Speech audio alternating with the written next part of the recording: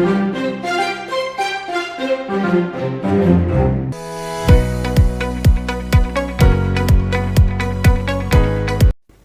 viewers, welcome to JB Talks.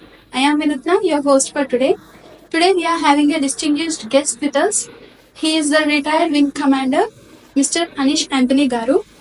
He is the Chief Delivery Officer of T-Hub with rich experience in various roles spanning MyGate, Telangana State Innovation Cell, DRDO, and the Indian Air Force. Mr. Anthony Garu has many valuable insights to share with us. We are so privileged to have you here, sir. Thank you very much, Videography. It's a pleasure to be here. So, shall we start the questions? Yes. So, sir, can you share your childhood experiences that have shaped your journey to be a Wing Commander and CDO? So, I was born and brought up in Hyderabad.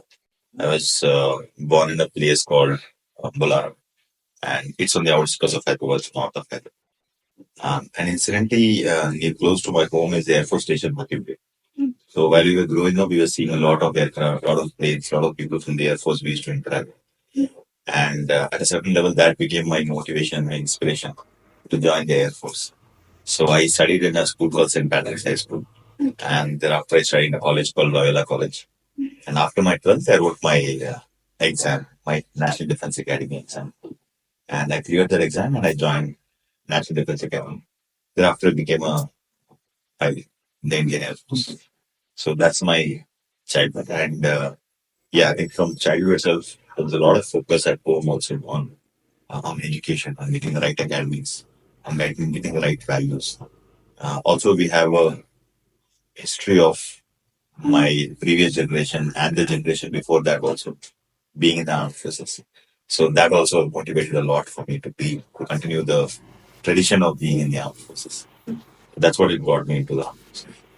Okay, so childhood is a foundation of our wealth. Yes, childhood is definitely a foundation. I think you need to focus on the right things, which is to become knowledgeable, to learn, get as much knowledge as you can, to work hard, to have a lot of focus on the basic elements of life. Like being truthful, like being honest, like being hardworking. I think these are the fundamental building blocks of anybody's lives and career. I think all of us should get those building blocks straight in our childhood. Once you have that, from there to grow is far easier if those building blocks are correct. So, sir, as a retired Wing Commander, how does it feel to be in the technological field? After the retirement, you have been in the MyGate and Innovation Cell, and now as a CDO. What changes did you face? So I think if you look at it at a fundamental level, the challenges are still the same. Right?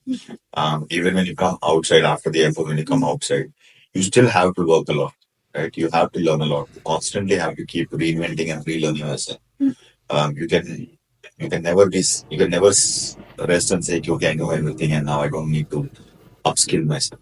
So that is one very important thing that I learned. When I came out, I had to relearn and upskill myself on what is happening in the corporate world outside, what's happening in the technology outside. And for most parts of it, technology is creation of technology for solving problems. So if you have a fundamental understanding of a problem, and if you have a fundamental understanding of first principle thinking of how to solve those problems, the technology is so prevalent today that I think technology can solve most of problems that we have. And whatever are not being solved, I think it's in the process of getting solved. I think technology is a very, very big part of all our life. And going forward, it's only going to increase.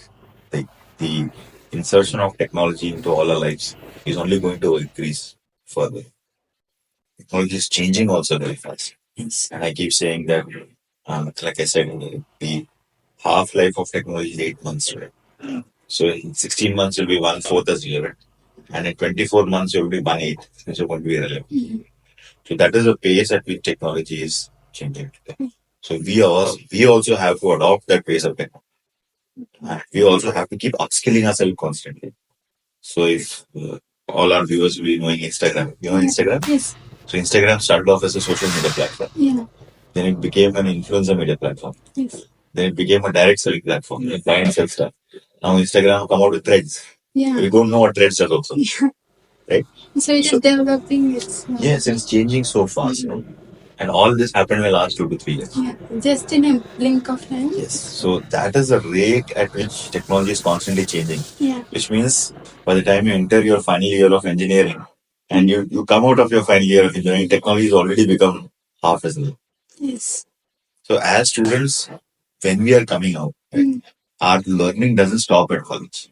We need to keep learning that because technology is developing so fast. Yeah. Chat GPT 1 to Chat GPT 4. Yeah. How long did it go? Just a few months. Yes. Right? Then there was DALI, then there is Sora. So it is Microsoft Wings also developed its own. yes, right. So that is the rate at which technology is changing. And all of us have to at a certain point of you cannot stop technology from evolving. The only other thing that we can do is to change ourselves to adopt these technologies and make them better and better and faster. So, as you are speaking about the technology, what type of changes did you see in the technology from time to time, from your time to our time? What type of changes did you see? I think one is in our time there was a lot of focus on hardware, electricals, electronics, mechanics, and that kind of mechanical, that kind of thing, right? Now I think the technology is focusing a lot more on software based technologies. Like there are a lot of interesting trends which are happening in Gen AI, for example. A lot of interesting work which is happening in blockchain, for example. I think those are some of the trends that we are seeing. A lot of technology that we are seeing where we are used today. Technology is not one piece, which means that I cannot say that I'll work in one particular technology. It is a combination of multiple technologies to form solutions. So today it is from technical, it's become technological. Which means people are looking at a problem and people are solving that problem using multiple technologies. So, for example, if I have to enter this room without touching a door, I need a computer vision, right? I need a sensor or a CV, computer vision camera, I think. Right? Now that has to go to, you need AI, right? To be able to validate if that person is coming in or not coming in, right? Then you will need an IoT device to open that door, electromechanical IoT device to open that door, right? And all of this has to be on sense, on edge, right? So there are 5 technologies which are getting used to just enter a door. So I think the future of technologies will be how innovatively people are going to combine these technologies to come up with a solution. So if you say I'm only going to focus on IoT, or I'm only going to focus on AI, or I'm only going to focus on CV, computer vision, right? Then I don't think that's the right approach.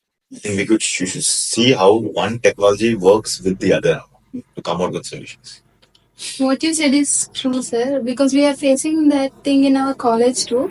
If only CSE is entering the point, then it's not done. Correct. All by PC also, everyone, like checking the human is for by PC pharmacy once, and the tech part is for CSE. Then coming to the hardware, all the electronics should join. So all coming together can make the Yeah, technology. so I think if you're, no matter which stream you're from, you need to have adequate knowledge about the other streams.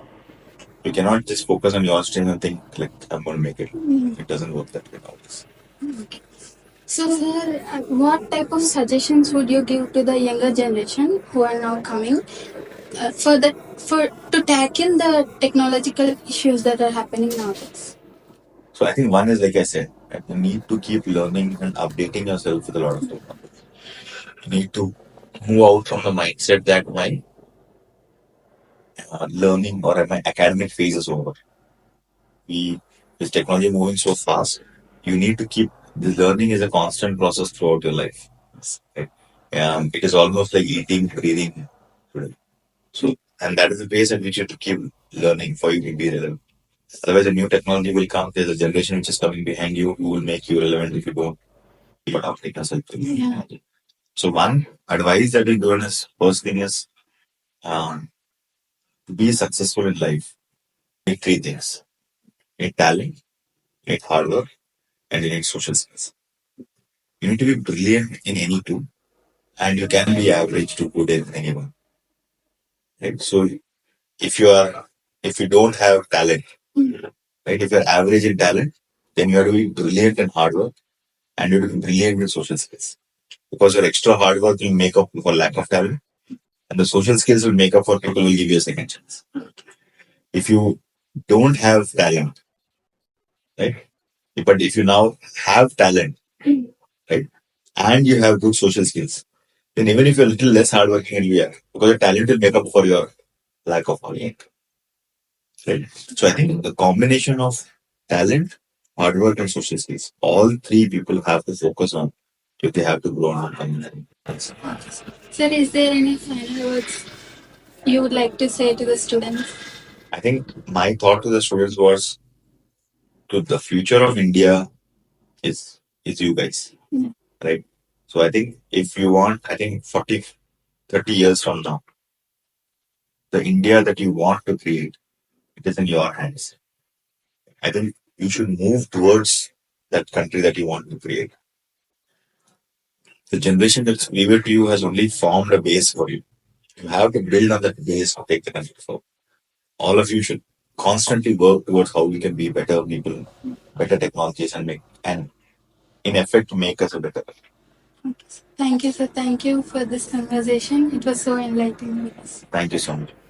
So this is it, guys. This is the interview with Mr. Anish Antony, sir. So we'll get back to you with another interview.